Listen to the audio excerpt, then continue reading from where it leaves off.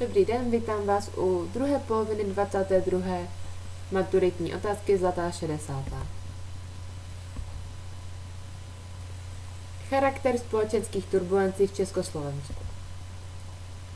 Nejvýraznější událostí v Československu v 60. letech bylo Pražské jaro.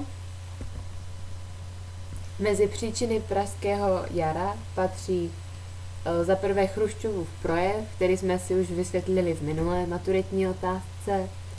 Dále to byla hospodářská krize, která vznikla v důsledku přílišné orientace na těžký průmysl, centrálního plánování a také kvůli nesplnitelným pětiletým plánům. Dále to je 4. sjezd československých spisovatelů, který proběhl v roce 1967.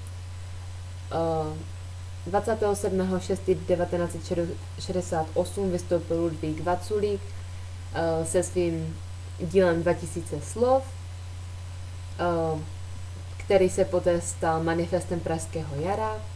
Byla to podpisová akce, která měla podpořit vznik lidského hnutí, ale nebyla radikálně proti komunistické straně.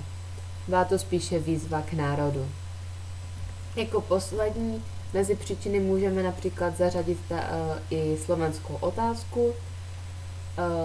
V roce 1960 vznikla nová ústava, která výrazně omezovala pravomoci Slovenské národní rady. Slováci se cítili diskriminováni, Češi se nad ně de facto povyšovali. Alexander Dubček, který byl reformním komunistou, chtěl tuto situaci zlepšit.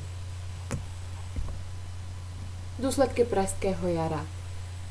Mezi první důsledek můžeme zařadit pád Novotného režimu. Antonín Novotný byl nejdříve tajemník ústředního výboru a poté od roku 1956 prezidentem. Kvůli Pražskému jaru rozkol v komunistické straně sílil. V lednu 1968 je rozdělena funkce prezidenta a tajemníka ústředního výboru a tím tajemníkem se stává Dubček. V březnu po nátlaku Novotný rezignuje a prezidentem se stává Ludvík Svoboda. Varšavská smlouva. Vaculíkův dokument 2000 slov podepsalo více než 100 000 lidí. Proto se v roce 1968 začne konat spousta schůzek komunistických stran. Čeští komunisté na to posílají do Moskvy dopis, kde píší, že se tady komunismus hroutí. Poslal to zejména Bílák, který se chtěl zabavit Dubčeka. Na to tedy přijíždějí vojska Varšavské smlouvy a Pražské jaro je potlačeno tanky. Došlo ale k chybě a kvůli změně v programu sjezdu komunistické strany k nám tanky Ruska vstoupily bez poznání, což znamenalo intervenci, tedy nelegální překročení hranic. Přišel o boj o rozhlas. Rozhlas byl totiž jediný způsob, jak šířit informace. Moskevský protokol. Po invazi byli do Moskvy pozváni českoslovenští zástupci, kteří podepsali souhlas s okupací, zákaz některých protikomunistických sdružení a slib normalizace poměrů.